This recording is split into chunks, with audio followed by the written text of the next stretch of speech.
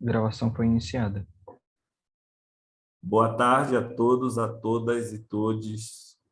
Hoje nós temos a participação aqui do professor Túlio Batista Franco, que é o coordenador do grupo de pesquisa da Rede de Cuidado em Saúde, da Universidade Federal Fluminense, que em parceria com o Programa de Pós-Graduação da Universidade Federal do Pará em Psicologia, PPGP, e com o Grupo de Pesquisa GPESCA em Saúde Coletiva, da Enfermagem, e com o Multicamp Saúde da Criança, certo?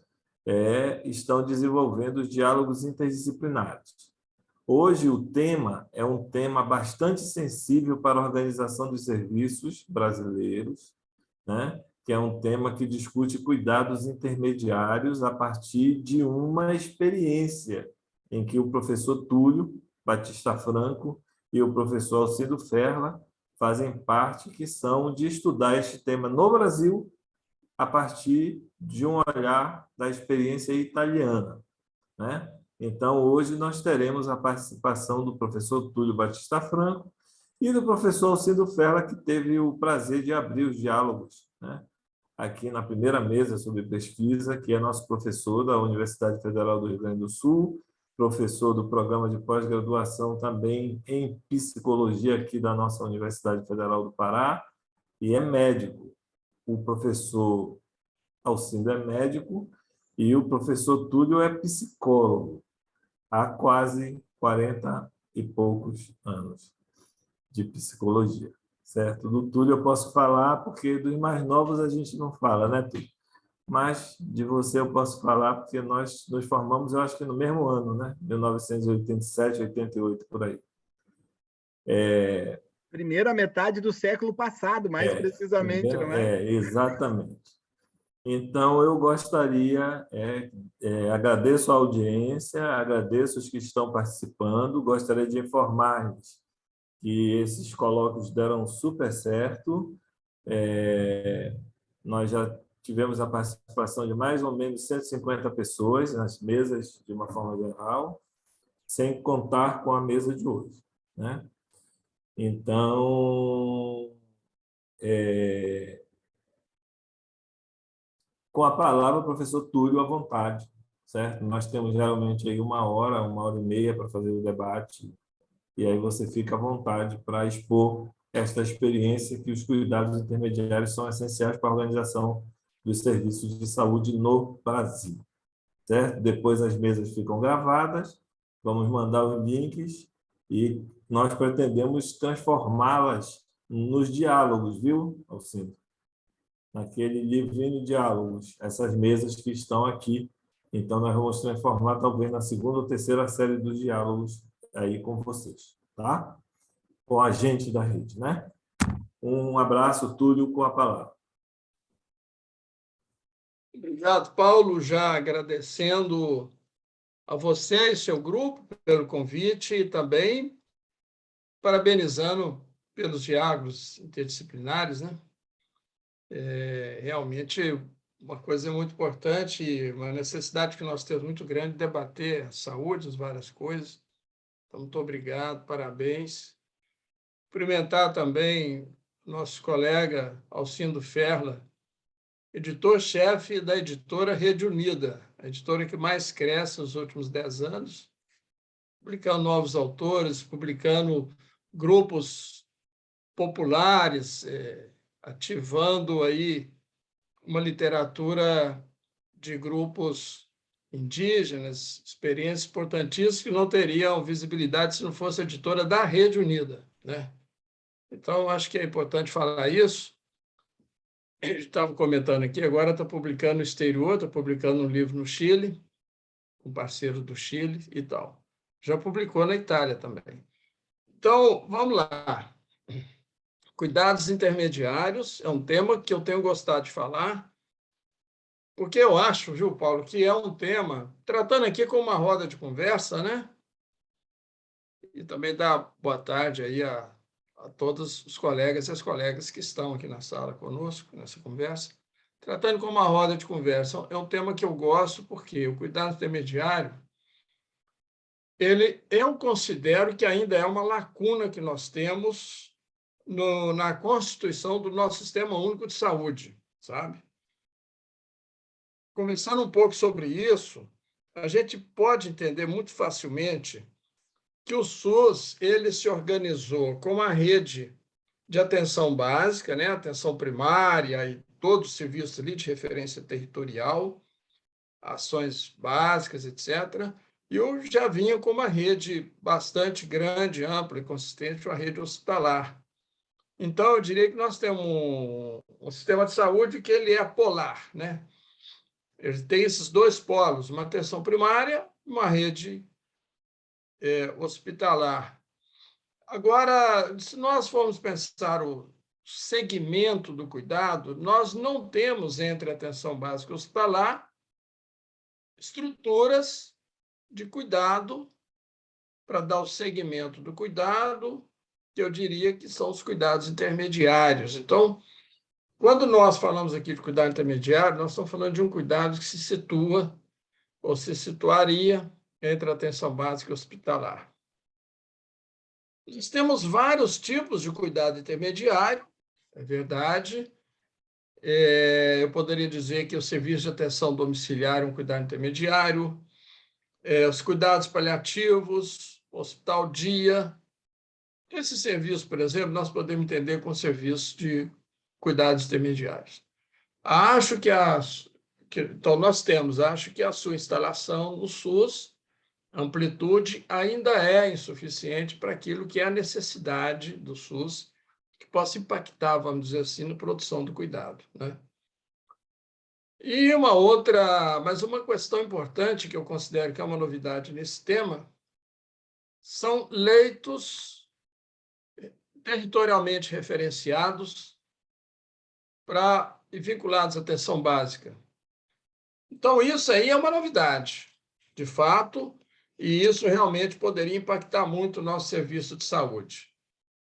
E vamos falar, portanto, da experiência que nós convivemos com ela. Eu tive a oportunidade de pesquisar na Itália, por exemplo, na região de Emília-Romagna, mas é uma experiência que o Alcindo conhece também muito de perto, na intimidade também, e a gente verificou que uma experiência que se chama, na Europa, não só na Itália, de hospital comunitário. O hospital comunitário, por exemplo, ele surge na Inglaterra, no Reino Unido, lá no NHS, há muitos anos, e ele se constitui como um hospital com leitos territorialmente referenciados, certo? Então, ele não é esse hospital convencional como a gente entende hospital aqui, porque ele não faz atendimento de urgência, ele não é porta aberta, ele é sempre referenciado e ele tem a missão de cuidar das pessoas em programas de reabilitação e recuperação, especificamente.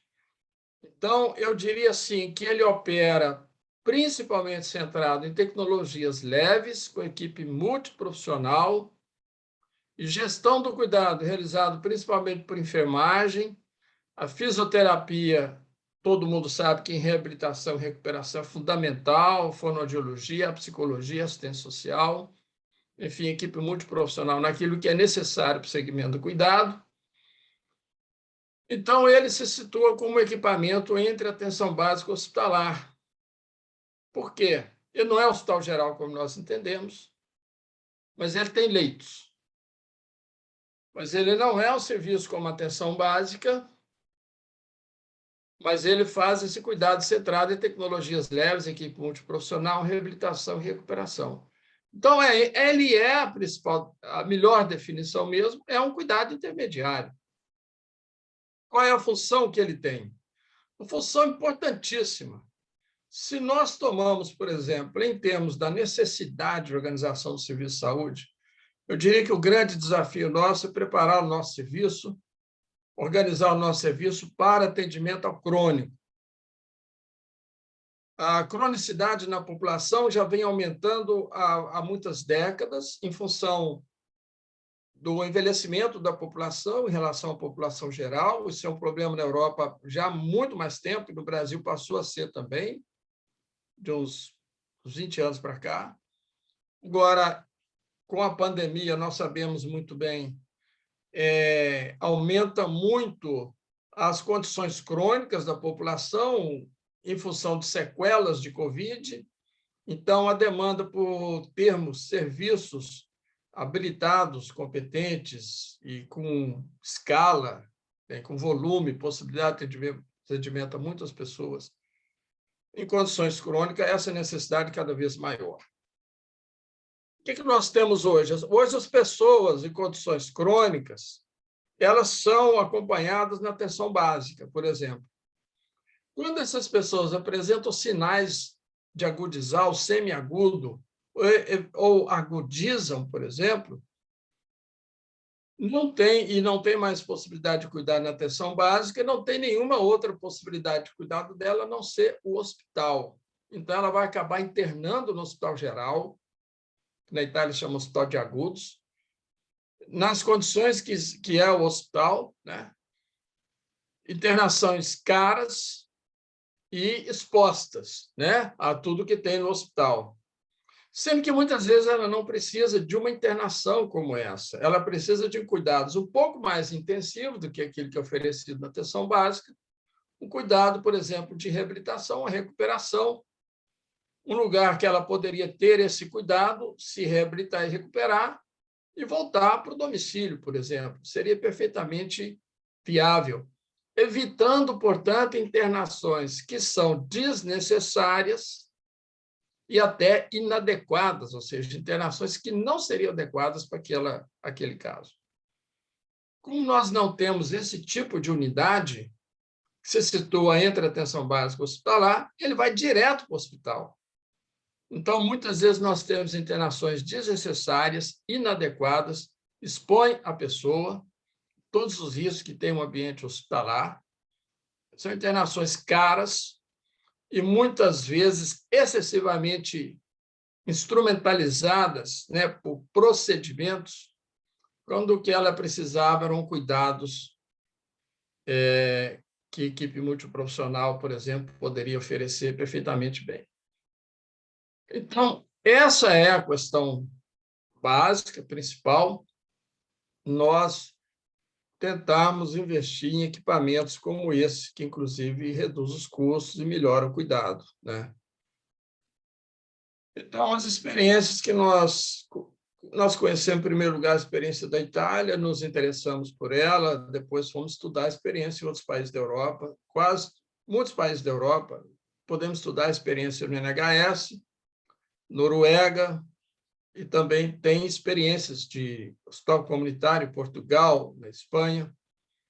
Enfim, é uma experiência muito utilizada e muito interessante. Nós chegamos a conduzir um projeto piloto aqui no município de Niterói, onde está a minha universidade, a Universidade Federal Fluminense, no acordo da UF com a Secretaria de Niterói, região de Emília-Romagna, o FRJ, outras universidades da Itália. Enfim, essa experiência envolvia uma formação no tema de cuidados intermediários, que a gente fez um curso aqui de 180 horas, que está todo ele disponível no YouTube, para quem quiser, pode, inclusive, fazer o curso no YouTube, assistindo as videoaulas, são 12 videoaulas, um documentário. E em seguida a esse curso foi desenvolvido uma turma aqui em Niterói, município de Nova Friburgo, no Rio de Janeiro, e município de Bolonha, na Itália. Bom, depois desse curso, então, nós iríamos organizar uma unidade de cuidados intermediários. Isso foi final de 2019. Bom, em 2020, nós tivemos o evento da pandemia, que está até hoje, e ele atrapalhou todos os planos, inclusive vários estados que estavam interessados na experiência e iriam implementar e tiveram que abandonar o projeto. Mas no Brasil nós temos, por exemplo, uma condição excelente, eu diria, para implantar essa experiência, porque nós temos no Brasil 5.100 hospitais de pequeno porte, por exemplo, que são hospitais até 50 leitos. Dados de pesquisa do Ministério da Saúde informam a gente que esses hospitais eles têm em torno de 30% de ocupação, ou seja, são hospitais ociosos, muito caros, por isto, que atende pouca gente. Você tem que manter o equipamento ali funcionando com tudo. Estão em pequenos municípios, subutilizados. Então, nós viemos, inclusive, propor, discutir, implantar o hospital comunitário, experiência, né? Transformar esses hospitais, ou implantar nesses hospitais, os cuidados intermediários. Eu acho que poderia dar uma boa utilização, a gente poderia conformar no país uma rede, uma rede de cuidados intermediários no país inteiro, utilizando equipamentos já existentes. Então, seria de baixíssimo custo, né, e alta eficácia, e corrigindo o que eu acho que é uma lacuna que existe no Sistema Único de Saúde, barateando o custo, inclusive, e melhorando o cuidado. Então, isso é uma proposta que a gente tem falado já desde há muito tempo, porque achamos muito viável, a gente viu que realmente seria bastante interessante. Então, essas são as questões que a gente tem levantado em relação ao cuidado intermediário. Claro que eu falei aqui até agora da estrutura, eu falei assim do como que se conformava, né? Mas, inclusive, na experiência italiana, que eu achei muito interessante, que o médico que acompanha o usuário que é internado no hospital comunitário é o próprio médico de família, apenas fim de semana, feriados, que é o médico plantonista que acompanha. O hospital ele não tem equipamentos de diagnose mais complexos, porque não é o lugar para fazer diagnose assim, né? Porque ele vai tratar de pessoas já em tratamento, pessoas que já estão sob cuidados da atenção básica, ou egressos de internação hospitalar, pessoas que já podem ter alta no hospital, têm pouca autonomia ainda, pode ser internados no hospital comunitário com suporte aí de fisioterapia, de reabilitação, até ter autonomia e voltar para o domicílio. Então, tem esses dois fluxos de ingresso, atenção primária e hospital, muito bem definido.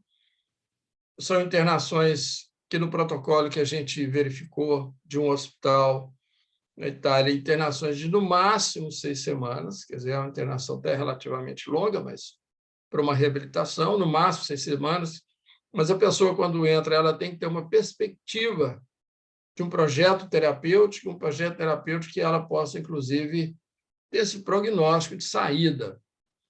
Então, não é como... Então, em vários aspectos, inclusive, esse é diferente do hospital geral, né? E essa saída pode ser em alta, ou pode ser, aí sim, encaminhamento postal, casos que se agravam, né? Coisas do tipo. Então, e é claro que quando a gente fala nessa estrutura, a gente está falando o seguinte, que para implantar um sistema desse, que vai cobrir uma lacuna do SUS, é necessário pensar duas coisas, já encerrando aqui a minha fala. Primeiro, é pensar que é necessário haver um pacto de gestão interna, em que se estabeleçam os fluxos, a conexão de rede entre atenção primária, cuidados intermediários, hospitalar e os diversos outros serviços que existem, né, muitos outros, que possa funcionar em rede. Quer dizer, uma proposta dessa só funcionaria com um acerto aí de um bom funcionamento em rede, um bom fluxo assistencial entre as diversas unidades. E outra coisa que é importante, que é uma coisa que a gente tem falado há muito tempo, você consegue organizar algo assim que realmente possa mudar o serviço, melhorar o cuidado, se impactar e mexer os processos de trabalho, né? Porque nós sabemos muito bem, eu posso montar qualquer rede pensando nas estruturas, mas se eu não pensar que quem opera uma rede de saúde são os profissionais, são os trabalhadores, as trabalhadoras, as equipes, elas aqui operam essa rede, faz o fluxo funcionar, faz as conexões, né, entre os diversos serviços. Então, é necessário pensar esse cotidiano, processo de trabalho, como que isso vai significar, como acolher as pessoas, como cuidar das pessoas, e isso aí é absolutamente importante e necessário, né? Então, eu acho assim, para início de conversa, eu gostaria de relatar essa experiência, essa proposta, esse conceito de cuidados intermediários, muito rapidamente. Vou deixar no chat o link para eu diria assim, o projeto que a gente desenvolveu, que tem as videoaulas e que tem um documentário que vocês possam consultar depois. Eu fico por aqui, muito obrigado. Vamos passar a palavra agora ao professor Alcíndio e depois vamos às perguntas, certo, Túlio? Tá? E as perguntas do chat. Então, Alcíndio, com a palavra. Tô. Vocês estão me ouvindo? Sim, estamos lhe ouvindo. Perfeito. Obrigado. É que deu um efeito aqui na minha tela. Bom, de verdade, eu sou um sujeito analógico disfarçado de digital, então tem alguns fenômenos que eles me surpreendem ainda. Mas, gente, legal estar de volta aqui com vocês. Agradeço bastante ao Paulo e ao Túlio por essa iniciativa, por essas conversas que a gente está fazendo aqui ao longo dessas semanas. Dizer para vocês que, além do link que o Túlio mandou para vocês, tem um livro maravilhoso que, não de graça, foi publicado, não ocasionalmente foi publicado pela Rede Unida, também com a experiência dos cuidados intermediários. O Túlio certamente já vai compartilhar o link com vocês. Um livro imperdível. Isso só porque, como ele começou fazendo aquele merchan assim, super, de super boa qualidade, não pude perder a oportunidade de já conversar também com você sobre isso. Aliás, assunto que nós conversamos no primeiro momento, né? Aquela ideia da comunicação, do diálogo, da comunicação científica, não só como a transmissão do conhecimento biomédico. E é esse o aspecto que eu quero começar conversando com você, sobre a experiência dos cuidados intermediários, sobre essa experiência que Túlio está falando, na cooperação com a Itália. Túlio coordenou o projeto, então, dos cuidados intermediários propriamente, do conteúdo desse projeto, ele falou, e o que eu... Desculpa. O que eu mais fico com vontade de conversar agora sobre esse projeto e sobre a cooperação com a Itália é uma ideia de verdade, a gente refletir um pouco sobre a importância dessas experiências ou dessas iniciativas que nos fazem, de um lado, refletir sobre a organização, a forma com que o cuidado, com que o serviço, com que o sistema se organiza. Lá no nosso processo de reforma, a ideia de um SUS integral, de um cuidado integral, de uma atenção integral, era uma ideia importante. Ela estava conectada muito fortemente com a ideia de território, a descentralização, que a gente transforma ela no seu aspecto político-administrativo, na compreensão mais regular. Ela não tinha só essa dimensão, só essa leitura, e a ideia da participação como alguma coisa que funda, então, um certo modo de fazer o cuidado. Eu acho que a gente precisa, nesses momentos de crise que se explicitam, e a pandemia, acho que ela foi profícua em mostrar uma crise civilizatória, uma crise organizativa do sistema de saúde. Quer dizer, quando a gente poderia ter imaginado em algum momento a nossa reforma sanitária que teríamos um ministro negacionista e um Estado que patrocina o divórcio entre as práticas de saúde e o conhecimento, as práticas das profissões da saúde e o conhecimento da ciência moderna que funda essas profissões. E nós tivemos, por outro lado, também, se tivéssemos um país com um sistema de saúde centralizado, certamente todos nós já teríamos tomado esguichos reiterados de cloroquina e talvez não tivéssemos acessado a vacina ainda, que é o que mudou a configuração do enfrentamento da pandemia aqui.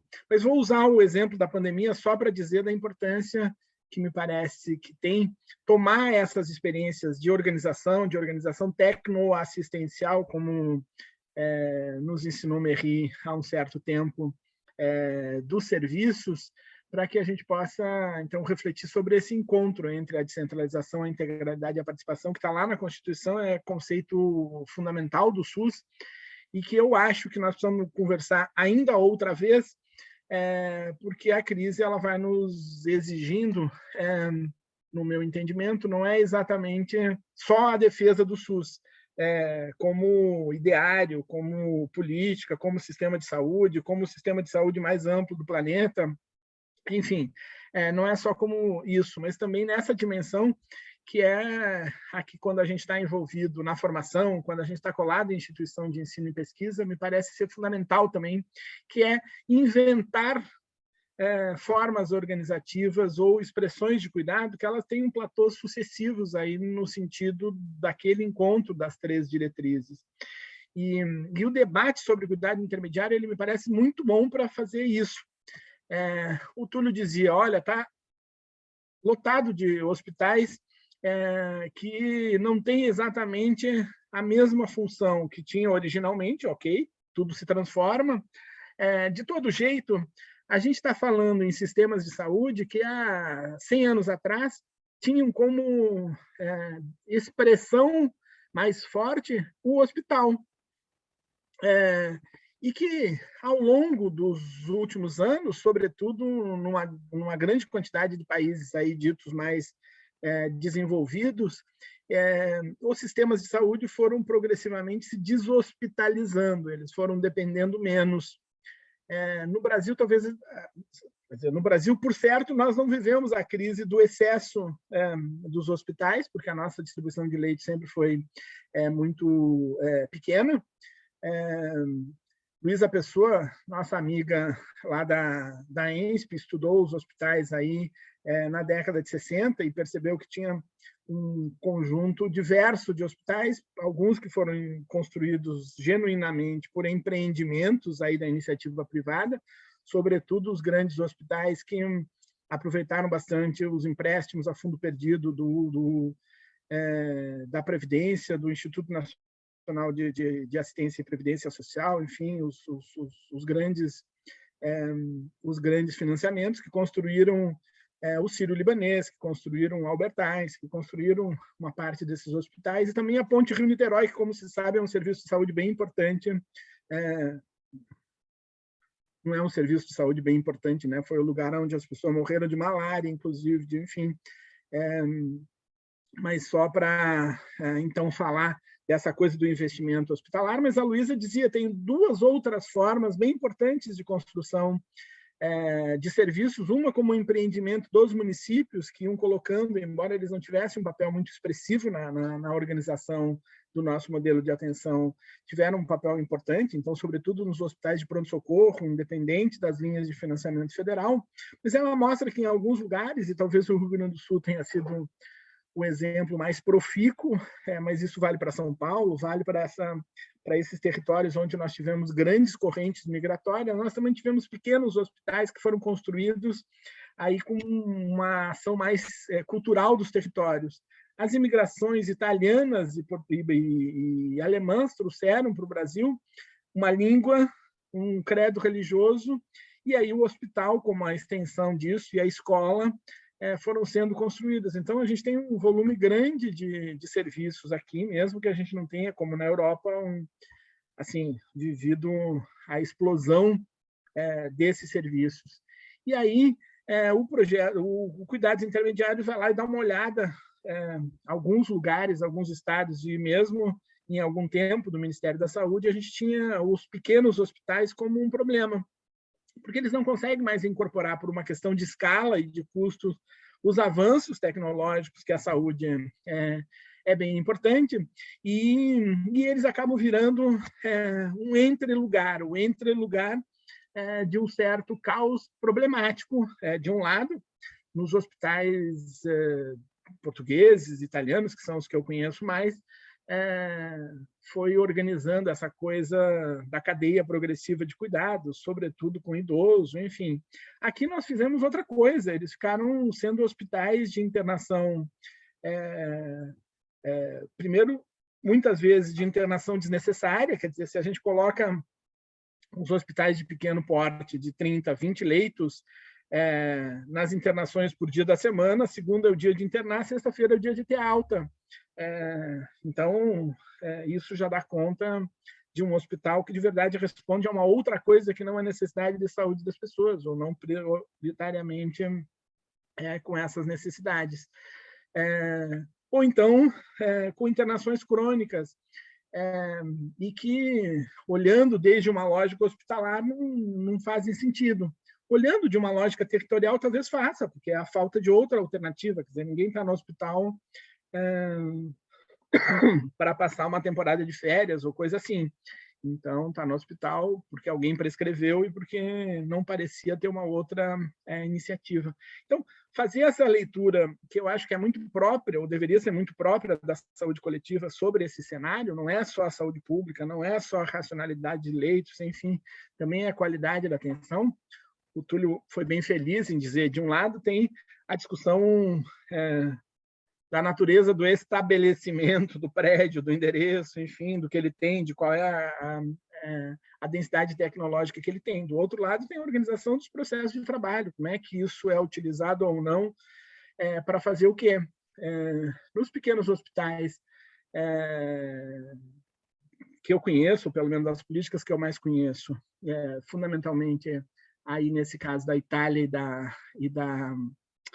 e de Portugal, a gente foi tendo o envelhecimento da produção, as condições arquitetônicas e as condições de organização das cidades vão fazendo com que o idoso que fraturou o fêmur, que teve um implante de prótese, que tem 90 anos, é provável que ele more numa casa onde o filho dele de 60, portanto, 2 pessoas em risco de queda. Então, eles vão criando um pouco essa coisa de hospital que é quase uma casa geriátrica ou um residencial, digamos, usando um residencial terapêutico, usando uma analogia aí à rede substitutiva de saúde mental. Mas o que eu estou dizendo aqui é de que essa conversa da mudança ou da modelagem tecnoassistencial desses hospitais, que não é só o modelo assistencial, também é como é que eles se relacionam com o território, é bem importante se a gente pensa 2 coisas. Primeiro, a diversidade dos territórios e, segundo, a complexidade da produção de saúde mesmo. Olha a pandemia. A gente diz, todo mundo fica em casa, mas tem uma galera que não tem casa para ficar. A gente diz, cuidar da saúde é mais importante do que as outras coisas. Sim, do que uma parte importante das outras coisas. Mas e quem não tem a possibilidade de estocar alimento, de armazenar, de programar aí a sua sobrevivência por muitos dias? Tem uma parte importante da população, sobretudo esses 60 milhões, os 40 milhões que tinham atravessado a linha da pobreza e que voltaram, mais os 20 milhões que esses últimos anos produziram, não é tão fácil dizer fique em casa e sobrevive em casa. Então, refletir, olhar sobre a estrutura, sobre uma certa organização territorial dos serviços e perguntar ao que ela serve e o que mais a gente pode produzir dela, para mim é um raciocínio, é uma coisa excepcionalmente importante que a gente precisa fazer, porque estou me lembrando aqui da Madel, a Madel tem me acompanhado aí nesses últimos meses, E na última semana eu tive a surpresa de receber um elogio daqueles que não é muito frequente a Madel fazer. Quem conhece a Madel sabe disso. Mas um elogio nas redes sociais que me deixou super emocionado. E bom, acho que ela ficou com saudades. Eu também estou me rasgando de saudades já. Mas ela tem frequentado independente da minha relação pessoal com ela. Vocês não sabem, ela esteve na minha banca do concurso e eu tinha lido precocemente, eu leio a Madel e desde precocemente eu conheço a Madel. Então, meu pânico na hora do concurso é de que eu tivesse usando lá conforme luz 1900, não sei das quantas, e ela abruptamente me interrompesse para dizer que ela não tinha falado aquela bobagem de jeito nenhum, que nunca pensou nada parecido, e aí só me restaria um infarto como solução digna assim, para aquela cena. E não fez isso na banca inteira, e pelo contrário, no final eu tive também um elogio importante. Depois ela passou a ser minha amiga, mas ela é referência teórica desde antes. E, objetivamente, a Madel é uma dessas pessoas que consolidou o campo da saúde coletiva. Ela tem produções, não produções seminais, porque, de qualquer forma, a gente teria que dizer, por uma questão de justiça de gênero, que são ovulares para a saúde coletiva, no caso da Madel, mas Madel é dessas pessoas que trouxe as ciências sociais e humanas para dentro do campo da saúde coletiva para fazer o que me parece que esse debate dos cuidados intermediários faz, que é falsear um pouco a naturalidade, talvez até o naturalismo que a saúde pública tem e a epidemiologia em configurar o nosso pensamento. Madel diz lá em algum momento que os planejadores, primeiro, o conteúdo das políticas de saúde tende a reproduzir o modelo biomédico. Instituições médicas são exatamente essas instituições.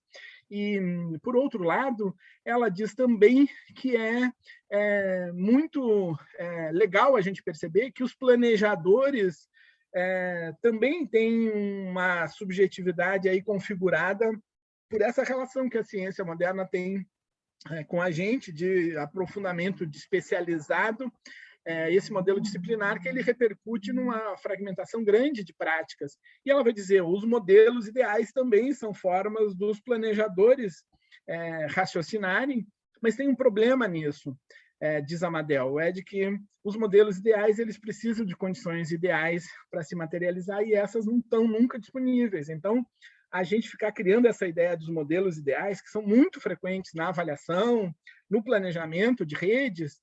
O Túlio está dizendo, olha, planejou uma rede hospitalar, mas esqueceu de planejar a atualização tecnológica. Então, alguns hospitais ficam obsoletos. Os hospitais comunitários, bem legal, quando a gente tem uma densidade tecnológica menor, mas a inflação setorial da saúde ela é maior do que nas outras áreas, sobretudo pelo desenvolvimento de novas tecnologias. Quer dizer, o raio-x que a gente aprendeu a interpretar há uns meses atrás, quando eu estava na graduação de medicina, nem dá para contar, porque, bom, o que não quer dizer, a gente perdeu uma capacidade desse raciocínio. Quando eu fui gestor, o diretor de um hospital de pequeno porte insistia em me dizer de que ele usava um ecógrafo para diagnosticar fratura óssea. E eu dizia para ele, então, tu me ensina como é que é esse milagre, porque, bom, se a gente conseguir fazer com que o raio-x seja bom para diagnosticar vísceras ocas e como é que chama? E o ecógrafo para estruturas ósseas, está resolvido, porque a gente estimula que só comprem um, então, e saiam fazendo diagnóstico, porque doença aguda e trauma resolve uma boa parte, e de verdade ele não conseguiu me explicar, era só mesmo para poder embutir na fatura da IH um extrinha, porque senão ele não conseguia manter o ecógrafo. Eu disse, bom, então esse é um problema que eu posso te ajudar a responder. A fraude na IH, não posso. Mas então, vai fazendo essa coisa dos modelos, e esse debate que o Túlio trouxe, ele, no meu entendimento, ele coloca um desafio de inteligência da gestão. Quer dizer, a gente vai ter que olhar um território, vai ter que olhar o serviço, o perfil dos serviços e entender quais são os usos que a gente pode fazer para potencializar.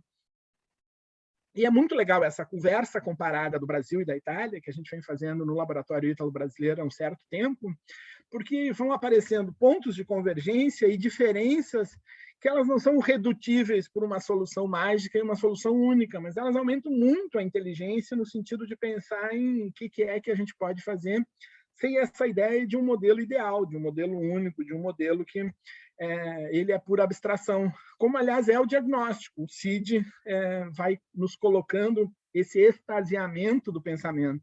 Então, acho muito legal essa ideia de dizer, olha, um hospital de pequeno porte, ele pode... não é a equação que serve para ele, não é ou ele vira um hospital altamente tecnológico, densamente tecnológico, ou ele fecha e vira outra coisa. Ele pode virar um arranjo heterogêneo de coisas, porque quando fala de cuidado intermediário, não está falando daquela coisa da internação da clínica, do padrão da internação da clínica ou da cirurgia, enfim, está olhando um serviço de saúde que precisa refletir não só as necessidades do território, mas também as potencialidades. O que aconteceu na Itália? Na Itália, quando os hospitais macro-regionais com maior densidade tecnológica e maior escala foram surgindo, muitos desses hospitais de pequeno porte viraram outra coisa, viraram casas de saúde. E aí a casa de saúde era alguma coisa que tinha, o funcionário que tinha disponível, a tecnologia que tinha para olhar para o território. Aí, na nossa cooperação, o projeto que o Túlio relatou foi isso, que foi dando uma olhada para saber o que podia ser de serviço com maior densidade tecnológica, porque eventualmente alguns desses hospitais tinham equipamentos funcionantes, podiam, de fato, dar um apoio territorial. E aí, das diferenças que são significativas, para nós é natural falar sobre a saúde da família no território. A gente não se dá conta, inclusive, que saúde da família deixou de ser a atenção básica e passou a ser a atenção primária, como no paradigma internacional, e na nossa reforma sanitária, esse debate significava o seguinte, olha, não é só lógica biomédica, portanto, o primário da atenção primária não funciona só aqui, não é que nem no modelo inglês, não é que não, aqui a gente está olhando o território. E vocês vejam como esses artefatos culturais que a gente produz são insinuosos, né? Porque de uma hora para outra a gente parou de falar da atenção primária, da atenção básica, está falando da atenção primária como se não tivesse havido uma discussão importante e essa discussão não fosse conceitualmente, epistemologicamente mais densa.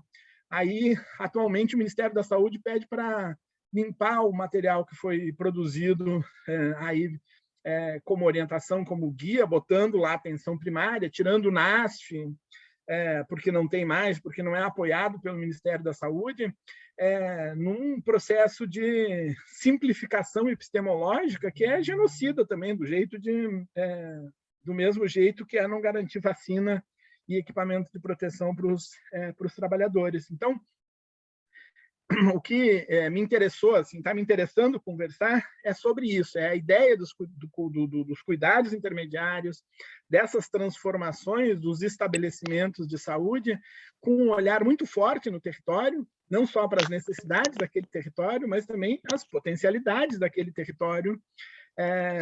Pensar, por exemplo, nessa coisa que Túlio falou de alta precoce, é muito legal, porque sim, o hospital não é um bom lugar para a gente ficar, mesmo quando está doente. Algumas vezes é inevitável, é importante, mas isso, não dá para estimular a alta precoce se o sujeito for um sujeito de 90 e poucos anos, que está sob cuidado de alguém de 60 e poucos anos, que tem uma fratura óssea e que tem que subir 40 degraus numa casa do medievo que não tem possibilidade de colocar um elevador, entendeu? Porque, primeiro que vai precisar de um guindaste para o sujeito subir, depois ele não vai descer nunca mais, e vai descer quando for a óbito, porque aí pode descer com menos cuidados.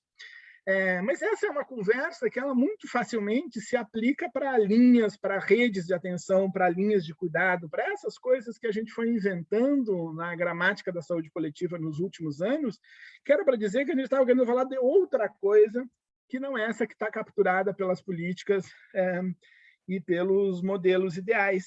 E eu tenho aprendido muito na convivência cotidiana com a Itália, que de um lado tem essa proximidade, quer dizer, a gente leu muito a medicina social italiana, a reforma sanitária, a reforma psiquiátrica, a gente leu muito a teoria crítica da saúde do trabalhador para pensar na nossa reforma sanitária. Diferente dos italianos, a gente leu muito a filosofia crítica francesa, que para os italianos não funciona, porque tem um problema de vizinhança. Você sabe que tem o primeiro vizinho, a gente nutre relações de amor e ódio. A gente fala em qualquer filósofo francês, do Foucault, enfim, eles fazem uma crítica da biomedicina, mas não pode ser com a filosofia crítica francesa. A gente tem que pegar algum materialista anglo-saxônico para poder conversar sobre isso, porque senão não rola. Mas isso também vai dando esse desafio do pensamento, que parece que é o que está na base dessa nossa conversa. Mas na Itália, por exemplo, está falando muito, a partir da experiência brasileira, da expressão cuidados de proximidade ou cuidados territoriais, onde essa conversa dos cuidados intermediários foi bem importante e aproxima muito da nossa conversa sobre atenção básica, aquela da 8ª conferência, não é essa pasteurizada, que no máximo a gente se atreve a dizer que vai usar igual a atenção básica e a atenção primária. Mas então, por último, me parece que outra coisa legal nessa ideia de a gente refletir criticamente sobre os conceitos, sobre os modelos, Maria Luísa Jäger, que foi secretária de saúde aqui no município, no estado, em Porto Alegre, foi secretária de gestão da educação e do trabalho e da educação no Ministério da Saúde, criou a secretaria, que tem uma formação que nem a Madel forte em sociologia. Quando a gente aparecia com esse papo de modelo isso, modelo aquilo, ela dizia, olha, modelo é a Gisele Bündchen, os outros modelos a gente precisa conversar um pouco mais, porque se modelo é uma armadura que acompanha, tem um problema quando a gente pensa na coisa da saúde. Mas, então, na discussão das transformações tecnoassistenciais, né, essa ideia de pensar em tecnologias leves ou na dimensão micropolítica também, porque não é só com prédio que a gente faz, é prioritariamente com o processo de trabalho, com o trabalho em saúde, com os trabalhadores e as trabalhadoras, a gente, eu acho, precisa pensar também, e esse tema dos cuidados intermediários é bom, o diálogo com os saberes tradicionais, porque a gente segue pensando serviços de saúde que respondam exclusivamente à lógica biomédica, bem importante. Eu insisto que o divórcio entre as profissões da saúde e a produção científica é um artefato que o governo federal criou e que o Conselho Federal de Medicina entrou de gaiato, não entrou de gaiato no navio, já estava no navio, nesse navio desde antes, mas isso é um problema sério, porque a gente está falando de produtos biomédicos que não são a natureza no seu estágio original com pequeno processamento. A gente está falando de coisas que têm uma mudança muito abrupta e que, de verdade, a gente sabe o efeito imediato.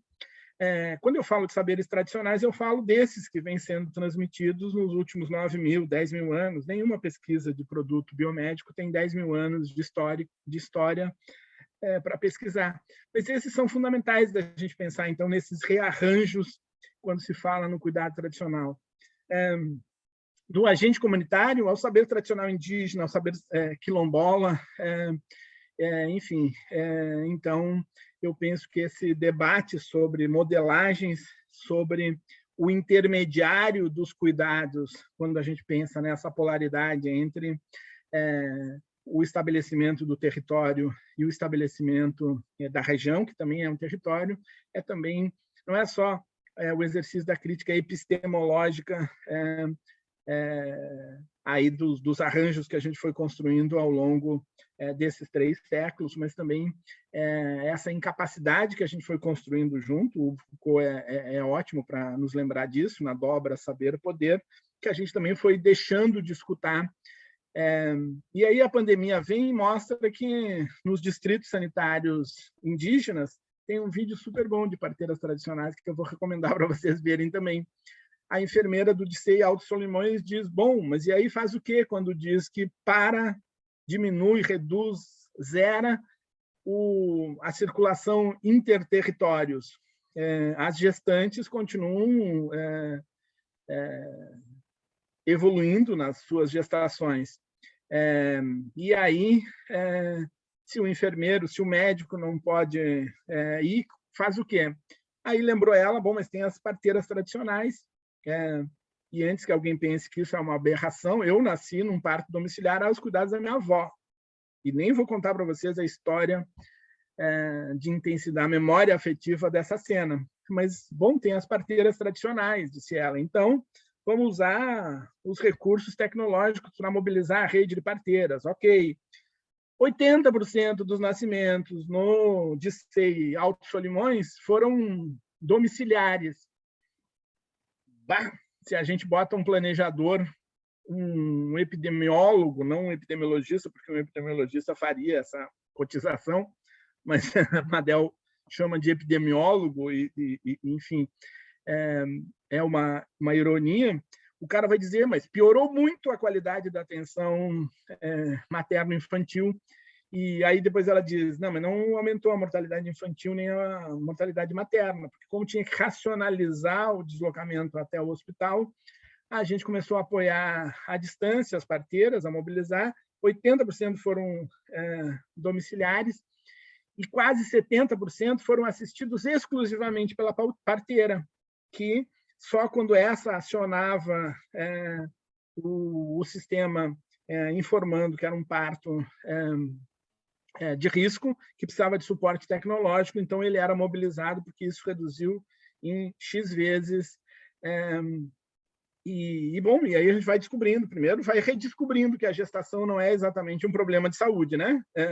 E segundo, que a gestação de risco sim e precisa ter essa conexão com o serviço de maior densidade tecnológica da nossa racionalidade biomédica, que acho que é isso que fala dos cuidados intermediários. Mas os diálogos com o território também são bem importantes. Mas estou aqui me animando na conversa, extravasei por todos os cantos o tema que o Paulo tinha definido para essa nossa conversa, mas a fala do Túlio também foi me suscitando essas outras coisas que parece que elas são fundamentais a gente, que está com esse vínculo privilegiado aí entre serviços e academia, essa academia que está ficando covarde, que está se deixando tomar por interventores de norte a sul, que está fazendo de conta que não é consigo, que não vê que as pessoas estão sendo perseguidas e que o trabalho docente vem sendo burocratizado. Essa academia e os serviços, que é esses que o ministro propõe distribuir cloroquina já num formulário padronizado do Ministério da Saúde ou de um software para não dar nem muito trabalho, a gente precisa movimentar essas imagens, esses imaginários, porque senão eu temo que não só as instituições, a institucionalidade democrática não retorna, como é provável que a gente tenha o aparato estatal e as políticas públicas assumindo de verdade o lugar de combate à vida e não da defesa da vida. Mas conversar sobre cuidado em saúde, sobre rearranjos aqui nesse espaço, me deu vontade de colocar em circulação essas outras coisas que estão por cima, por baixo, pelos lados da discussão dos cuidados intermediários. Eu espero que a gente tenha um profícuo debate aí na tarde de hoje. Muito obrigado. Bem, as falas foram bem potentes do professor Túlio e do professor Alcindo. Eu gostaria de iniciar e também abrir para outros colegas que estão aqui, que estão pesquisando o tema ou que dialogam com esse tema há já algum tempo, né? Eu queria começar com uma pergunta disparadora, que é: qual é o perfil, na experiência de vocês, das pessoas que frequentam esses equipamentos, né? Vocês acham, por exemplo, eu fico me lembrando aqui da tese do Herbert. Talvez ele tenha mudado de tema, mas aqui foi sobre a saúde mental em um hospital psiquiátrico meio clássico, meio querendo fugir do clássico. Fico me lembrando aqui do projeto de dissertação da Maria Clara, né? Que quer discutir a questão do uso de psicotrópicos e do diagnóstico de saúde mental dado. Qual é o perfil das pessoas para esse equipamento novo aí, dos cuidados intermediários, né? Porque nós estamos assistindo, né, o desmonte da atenção básica na cobertura, que decresceu, por incrível que pareça, no último período, né? Nós estamos assistindo a vacinação em todas as vacinas regredindo, certo? E nós estamos com os velhos problemas, por exemplo, Belém, nós identificamos 21 casos de malária nesse momento. E nós não tínhamos malária aqui, certo? Então, eu queria saber de vocês qual a densidade tecnológica e qual o, o perfil que vocês imaginam para esses hospitais, que eu acho que realmente nós temos o que nós chamamos aqui no interior de unidades mistas, né? Em Túlio, que não são hospitais comunitários, a gente denomina aqui de unidades mistas. Qual é o perfil que eles tomariam na rede de serviço? Bom, o Herbert se inscreveu aí, acho que a gente pode fazer mais a questão dele, aí responder umas duas. Não Pode é? falar, Herbert. Pronto. Tô aqui também pensando, professor, é sempre bom ouvir o professor Túlio, ouvir o professor Alcindo. A gente fica refletindo sobre muita coisa, assim, né? Aí vou também nessa direção da sua pergunta, assim, é tão bacana poder falar agora também. Que é nisso, né, de pensar os cuidados intermediários. Aí queria ouvir vocês, vão fazer um comentário, mas pensando um pouco as discussões que a gente está trazendo aqui de cuidados intermediários, mas o quanto a experiência COVID é um analisador interessante para a gente pensar a presença dos cuidados intermediários, como o professor Túlio colocou, nos hospitais comunitários, mas também como o professor Alcindo começou a introduzir, em outras experiências de acompanhamento, de cuidado à saúde, né, de redução de danos.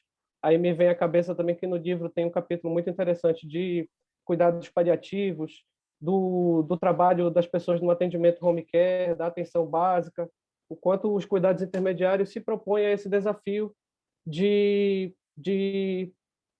articular talvez melhor a rede, servir como esse ponto de apoio tanto para a rede especializada quanto para a rede de atenção básica, a gente avançar mais ainda tanto na saída do sujeito de um acompanhamento rotineiro, quanto na chegada dele nos acompanhamentos de especialidade, né, no hospital, mas também pensando os centros de atenção psicossocial. Hoje em dia eu já estou iniciando outro projeto que já vai falar também sobre essas redes e esses processos de trabalho, né? Pensar a gestão no acompanhamento na assistência social, na questão do trabalho escravo, de como a gente também combate esse cenário, pensando também, ao meu ver, né, o projeto que eu venho me debruçando, enquanto um cuidado intermediário que articula fluxos, que articula redes, que articula equipes de profissionais, né, que pensa a saúde do trabalhador. E disso, né, o quanto, na verdade, talvez chamar esses hospitais comunitários seja, mais uma vez, a gente se basear na experiência dos italianos, mas talvez a nossa realidade, que a gente conhece aí no Pará, né, os hospitais do município também, que são estruturas menores, que às vezes têm uma diversidade, uma complexidade, talvez seja avançar no sentido de pensar como Niterói pensou também, unidade de cuidado intermediário. Acho que também sair desse modelo de pensar hospitais na atenção básica, porque eu acho que é isso que estranha as pessoas. Eu lembro de discussões que a gente tinha, fervorosas, assim, no sentido das pessoas dizendo, mas vai levar leito para atenção básica? Como assim? Como é que vai implementar isso aí também? Eu acho que é a gente se atualizar e pensar a presença das equipes a nível de atenção básica nesse modelo de cuidados intermediários. Eu acho que pensando também um recurso, uma ferramenta que pode ser uma unidade de cuidados intermediários na atenção básica, pensando esse recurso de leitos na atenção básica que não deixa de ser interessante. Volto a dizer, tanto para evitar a saída do sujeito para uma emergência, para uma área de especialização, quanto para pensar no retorno dele após esse momento de crise, né? Ou ainda, como o professor Túlio colocou, as doenças crônicas não transmissíveis, que, mais uma vez, a Covid, enquanto analisador, vem colocar na mesa, vem fazer que o sistema tenha que se preparar agora para o agravamento dessas doenças, né? A gente está pesquisando também, e justamente isso, né? As doenças crônicas não transmissíveis no modelo da saúde indígena, o quanto também talvez tenha que se reformular, tenha que se repensar, tenha que se pensar um novo modelo de atenção básica. Acho que o professor Túlio tem discutido bastante isso, tem sido muito interessante a gente pensar as atualizações necessárias para o nosso modelo de atenção básica, atenção primária. Acho que essa discussão está cada vez mais quente com a Covid, né? Quando a gente vê os planos de saúde, por vezes, se recusando no auge do momento de crise, de colapso do sistema de saúde público, o sistema suplementar, por vezes, dizer que não trabalhava com Covid, que não ia trabalhar com Covid. Enfim, várias discussões que me suscitaram. Aí, do meu projeto de mestrado, né, professor Paulo, acho que também fica essa análise de gestão e planejamento e pensar o quanto gestão e planejamento está ligado não a gente pensar só as tabelas, os números, mas os profissionais, as redes vivas que estão ali presentes, e o quanto elas são tecnologias, são soluções que a gente acha que é o simples improviso, que é o simples amigo, né, que a gente acionou naquele outro serviço que a gente conhece, que a gente sabe que funciona, mas o quanto isso são tecnologias de saúde que se colocam, né, que o desafio que se coloca é justamente como a gente implementa isso, como a gente dá sustentabilidade aos diversos projetos, às diversas redes que a gente cria no nosso dia a dia, pensando na continuidade, né, do serviço. E os cuidados intermediários vêm nesse sentido, né, vem como uma ferramenta para a gente pensar essa articulação de redes nos diversos segmentos, né? Saúde mental, a questão dos cuidados paliativos é um tema também emergente que se coloca aí cada vez mais, mas do home care de modo geral, a gente tem uma experiência bem interessante, aí deixa a provocação para o Túlio de repente falar um pouco sobre o acompanhamento remoto, né, o monitoramento desses usuários a partir das tecnologias de comunicação remota, que é bem interessante também. Bem, feliz de estar aqui. Falei aqui, estou participando aí. Um abraço a todos. Alô, Herbert. Rapidamente, acho que o Herbert faz várias provocações, o Paulo também, mas eu vou começar pelo seguinte.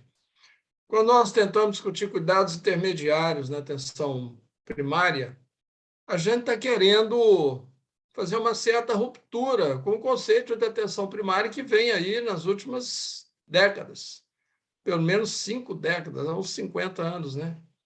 Porque a questão é o seguinte, veja bem, tem esse tempo mais ou menos, os 40 anos que a gente fica falando que a atenção básica ela resolve 85% dos problemas de saúde da população e que ela pode ordenar o serviço de saúde, só que isso nunca aconteceu, porque ela tem um escopo reduzido.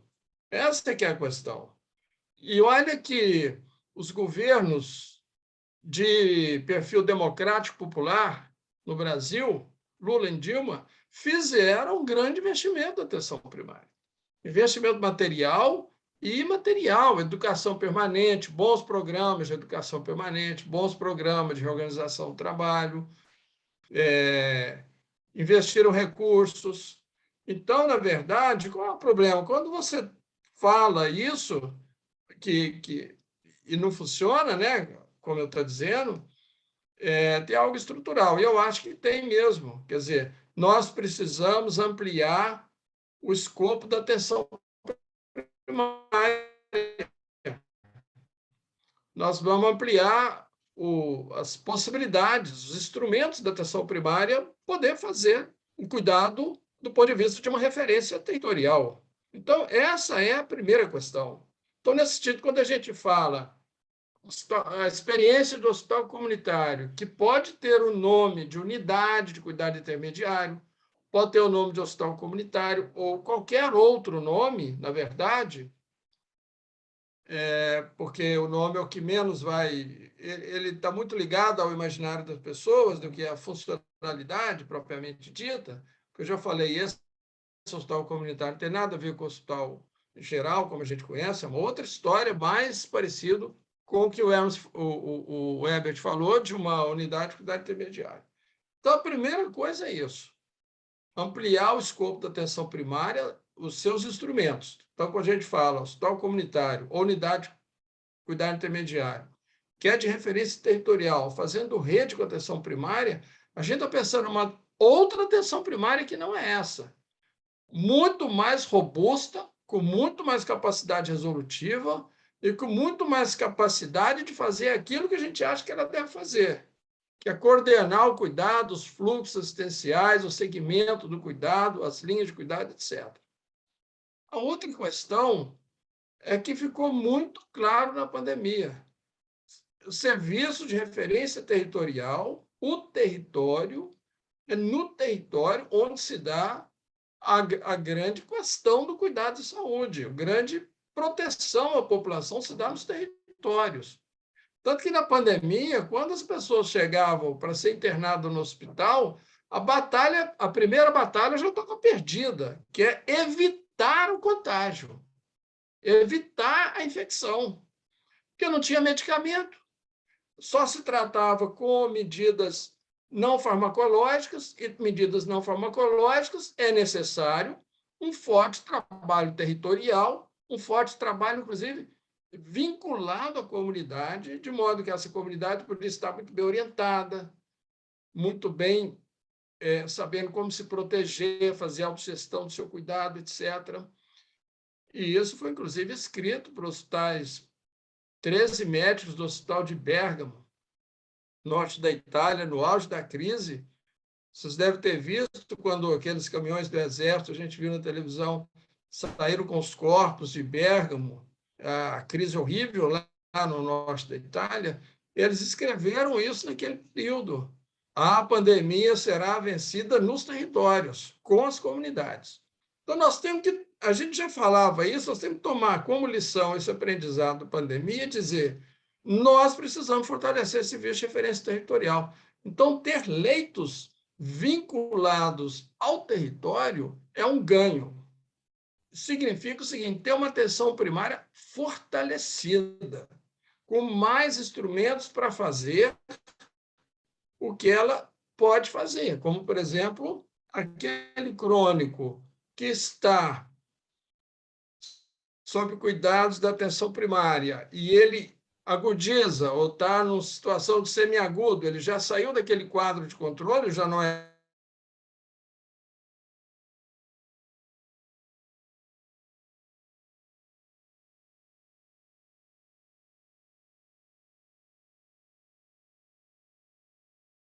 esse leito pode ser um leito de dia, ou pode ser uma internação completa, mas ele vai ter equipe multiprofissional, cuidados de fisioterapia, fono, psicólogo, assistência social, enfim, uma equipe lidando com ele, e não vai ser aquela intervenção instrumental sobre o seu corpo. Vai ser mais no sentido de produzir autonomia neste corpo. Então, se é necessário leitos na atenção vinculados territorialmente, sejam leitos esse recurso. Assim se fortalece a atenção primária. A experiência que a gente vê, estudou, por exemplo, na Europa, os leitos vinculados à atenção primária, esse conceito que o Alcindo trouxe dos italianos, que é serviço de proximidade, eu acho de uma beleza muito grande, quer dizer, você está próximo das pessoas. Isso eu acho que é um ganho de qualidade, sabe? E, por último, quer dizer, nós podemos diversificar isso. Então, você pode pensar cuidados intermediários na saúde mental, eu acho que seria absolutamente adequado. Veja bem, gente, não é atenção especializada, não é serviço ambulatorial, não é hospital como nós estamos acostumados a ver. Então, nós estamos lidando com uma coisa que é nova. Então, por ser nova, significa, inclusive, alterar o nosso modo de enxergar e de pensar isso. Essa é que é a questão. Né? Então, nós podemos pensar na saúde indígena, inclusive o Ebert está estudando saúde indígena, a gente fez uma discussão recentemente, né, Ebert? O caso das CASAI, por exemplo, que é a Casa de Apoio à Saúde Indígena. A CASAI, por exemplo, ela se assemelha muito a uma ideia de cuidado intermediário. Claro que muito mais sofisticada, né? CASAI é muito mais sofisticada, porque traz toda a questão indígena e a antropologia indígena, né? Mas, enfim, nós podemos diversificar muito esse conceito e fazer adaptações ao modo brasileiro de ser, ao nosso sistema único de saúde, né? Mas, enfim, é isso. A gente está lidando com alguns tabus. Eu acho que essa questão é importante, né? Por exemplo, leito é um tabu. Ampliar a atenção básica para outros instrumentos e ampliar o seu escopo pode ser um tabu também. Agora, a gente vai ter que romper alguns conceitos que nós estamos mais acostumados com ele há muitos anos e apostar em algo novo, né? Enfim, esse é um grande debate que vale muito a pena. Então, é isso. Quem é a clientela disso, né, Paulo? São principalmente crônicos, mas não só, pessoas de baixa autonomia em geral, em condições de programas de reabilitação e recuperação, ganhar autonomia, basicamente isso. Alcindo, tem alguma coisa a dizer? Tem sim. Me lembrei do Rubem Matos, e também ele é credor de algumas homenagens nossas, quando falava da integralidade como conceito ideal weberiano, assim, e dizendo que era melhor que funcionasse como ideia-força, ou seja, como alguma coisa que nos faz andar toda vez que a gente tiver a capacidade de cristalizar. Me parece que falar de cuidados intermediários como alguma coisa que quebra o que a gente colocou como modelo, como conceito ideal, também isso, de fazer com que opere como ideia-força. Porque, veja, como a gente tem um dispositivo de pensamento que ele acaba nos puxando para o modelo ideal, né? De verdade, não é predominantemente um certo perfil de morbimortalidade que dá a conveniência do serviço, mas uma característica do território. Pensar nessa ideia de leito colado mais na atenção básica não é voltar à década de 60, como o Hospital Conceição fazia aqui com a medicina de família e comunidade, que precisava ter assim, um fluxo todo, uma pequena rede tecnológica garantida, e ela sempre tinha uma certa equação para saber quantos leitos de cada coisa precisava.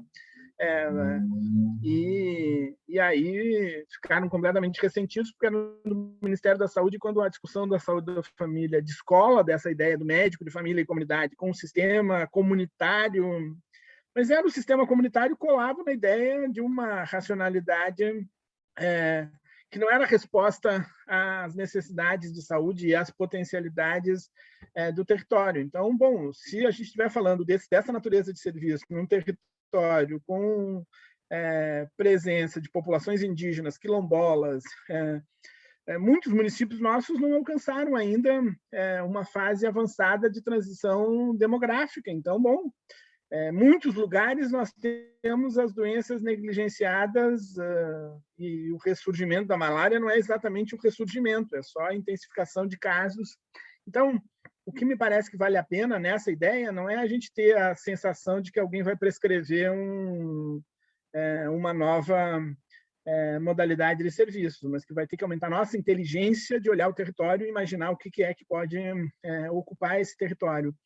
Ou seja, não se trata de, então, ter uma ideia de que nós vamos criar uma política de investimentos para ter hospitais e leitos. se trata de olhar para o território, que eu acho que foi uma das coisas que avançou muito.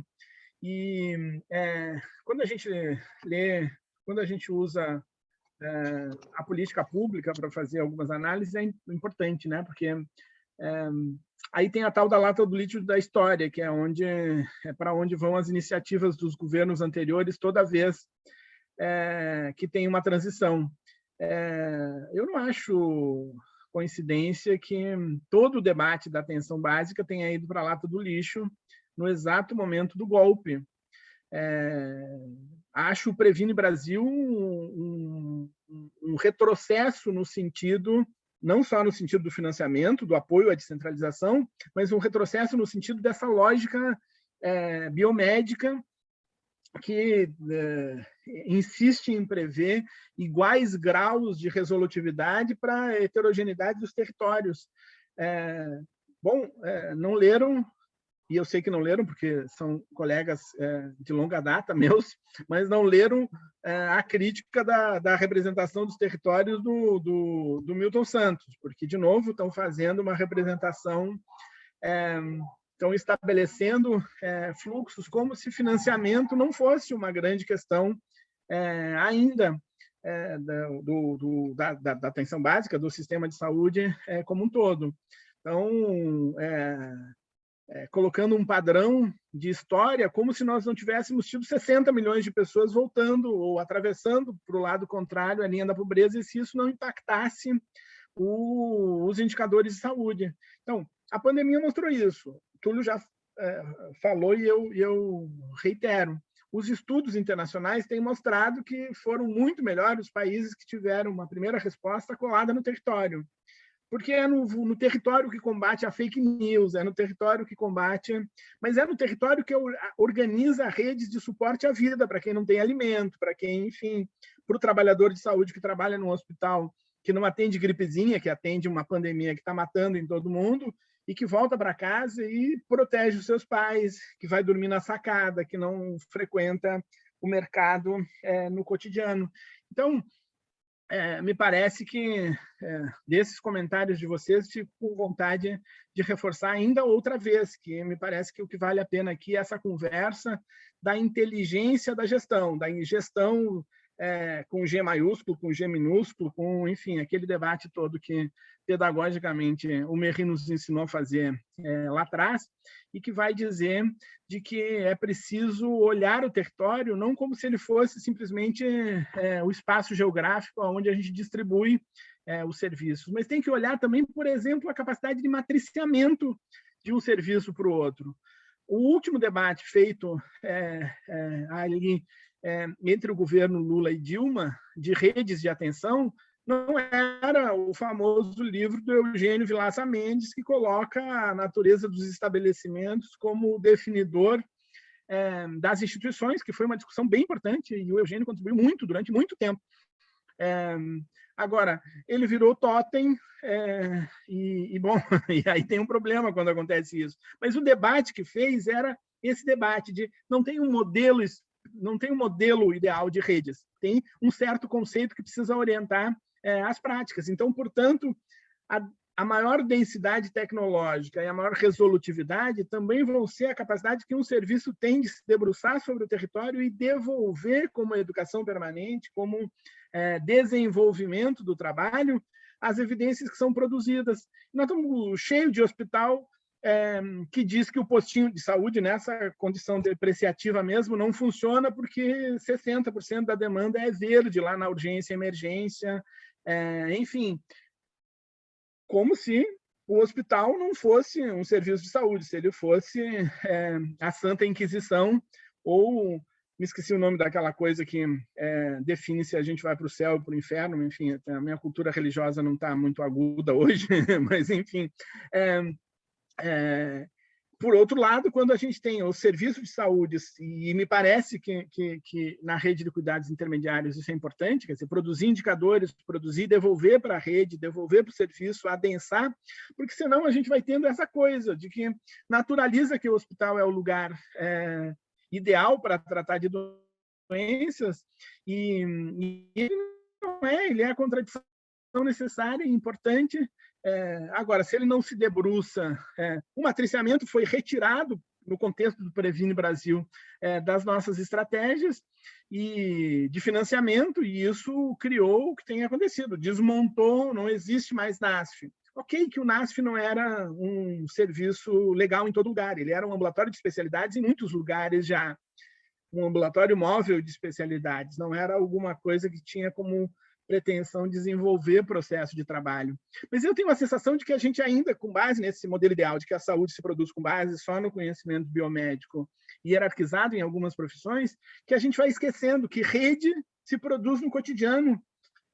E a gente continua chamando rede de hospital como, ora, rede de hospital é um contrassenso numa discussão sobre as redes territoriais, porque vai falar dos serviços que tem ou não. Então, esse conjunto homogêneo de serviços que a gente lá atrás chamava de rede, sim, ele vai precisando ser superado, porque senão a gente não abre os nossos processos de pensamento, e aí, quando vai propor novidade, só consegue reiterar o que a gente já sabe.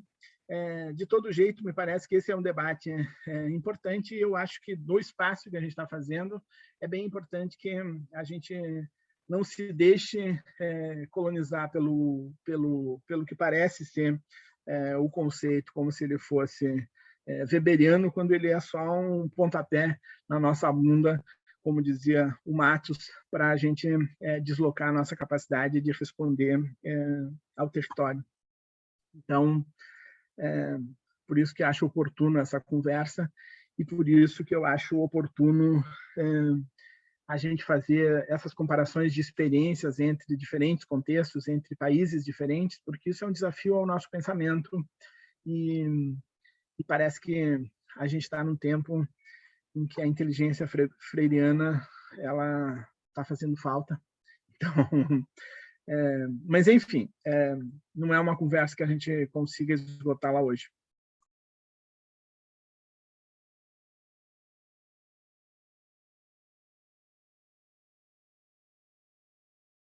Professor Paulo.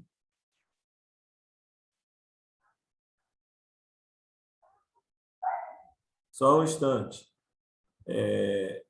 Alguém tem mais alguma questão a ser colocada?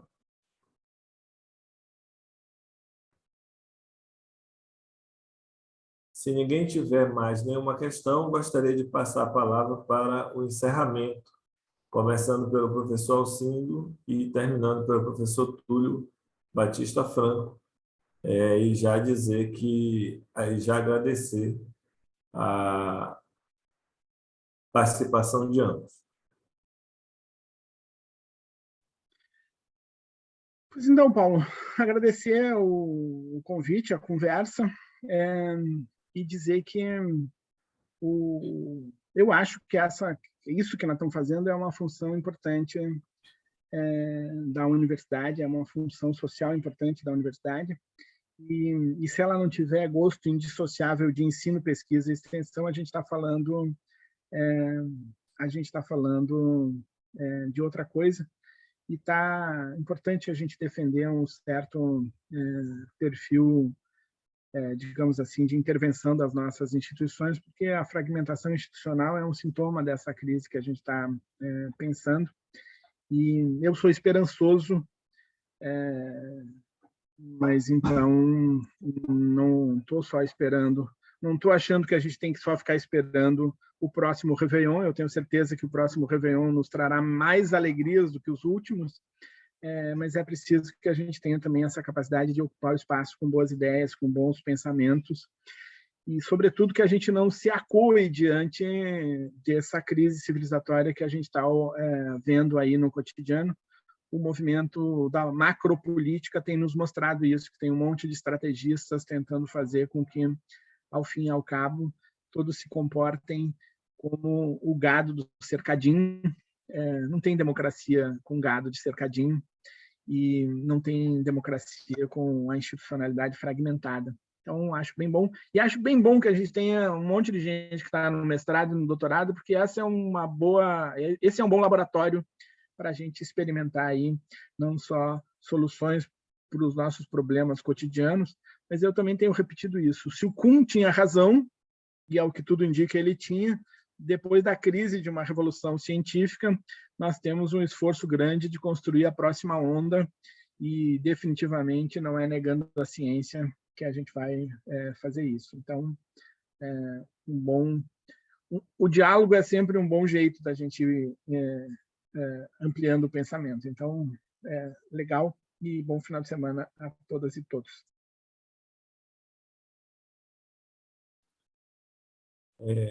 Túlio. Olha, eu também agradeço mais uma vez, dou os parabéns aí pela sequência de debates e principalmente o seguinte: a pandemia, ela nos coloca o desafio de pensar coisas novas e diferentes na construção do SUS, das políticas de saúde mental, etc. Então, nós temos que ser ousados, ser criativos e não ter medo de romper com certos dogmas, com certo pensamento já muito estruturado e nos aventurar a novas experiências. Na verdade, o tempo que a gente vive nos convida a isso, até porque a pandemia ela é resultado, né, de políticas equivocadas anteriores, de agressões à natureza que levaram ao desequilíbrio, ao aparecimento desse vírus e coisas do tipo. Então, o que a gente vinha vivendo no período recente, passado aí, nos levou a essa enorme tragédia, a maior tragédia brasileira. Então, a gente precisa mudar muito, e ser ousado e criativo. Acho que essa é a grande questão, né? E, para isso, a gente tem que debater, discutir, promover discussões como essa aqui, quanto mais, melhor, né? Então, é isso aí. Foi um prazer estar aqui hoje. Muito obrigado. Obrigado. Fechou seu áudio. Obrigado a todos, a todas e a todos, e aguardo vocês no próximo debate, que será o último dos diálogos, no dia 7 de abril, que é um dia importante para a saúde, né? Espero a participação das pessoas que estão aqui. Quem puder abrir a tela, era legal para a gente bater uma foto final, certo? Se puderem abrir a tela aí, quem puder, era importante, né? Para a gente fazer a foto final.